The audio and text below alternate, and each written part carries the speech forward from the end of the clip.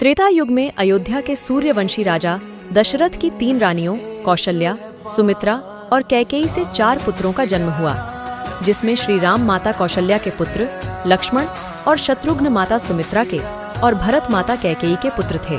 चारों पुत्रों की शिक्षा पूर्ण होने पर महर्षि विश्वामित्र राजा दशरथ के महल आकर राम और लक्ष्मण को अपने यज्ञ की असुरों से रक्षा करने के लिए जंगल के आश्रम में ले जाते हैं।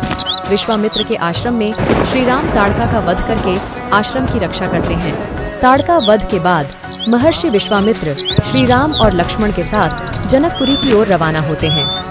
रास्ते में वे आर्षि गौतम के आश्रम से गुजरते हैं। वहां श्री राम अपने पैरों से स्पर्श करके पाषाण में परिवर्तित हो चुकी अहिल्या को शाप मुक्त करते हैं। इसके बाद विश्वामित्र श्री राम एवं लक्ष्मण को जनकपुर में सीता स्वयंवर में ले जाते हैं।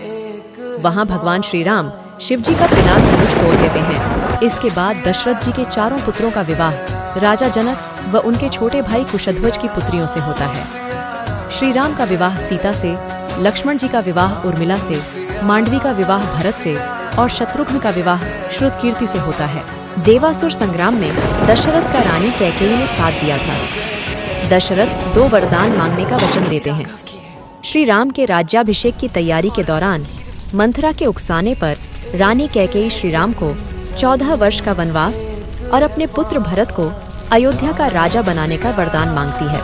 प्रभु श्री राम अपने पिता दशरथ के वचन को निभाने के लिए अपनी पत्नी सीता और भाई लक्ष्मण के साथ सन्यासियों का वेश धारण करके नियमों के तहत 14 वर्ष के लिए जंगल में चले जाते हैं।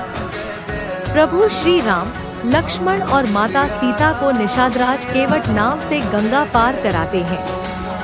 श्री राम पारितोषिक देना चाहते हैं तो केवट कहता है कि जिस तरह मैंने तुम्हें गंगा पार कराया, उसी तरह आप भी मुझे और मेरे परिवार को इस भवसागर से पार करा देना। दंडकवन में रावण की बहन शूर्पणखा सुंदर अप्सरा नयनतारा का रूप धरकर कुटिया के बाहर बैठे श्री राम से विवाह करने का कहती है। श्री राम के इनकार करने पर वह लक्ष्मण से जिद करती है। फिर वह माता सीता को मारने दौड़ती है। यह देखकर लक्ष्मण जी उसकी नाक काट देते हैं। अपनी कटी हुई नाक को लेकर शूर्पणखा अपने भाई और दंडक वन के असुर राजा खर और दूषण के पास पहुंचती है। बाद में श्री राम का खर और दूषण से युद्ध होता है, जिसमें दोनों का श्री राम वध कर देते हैं।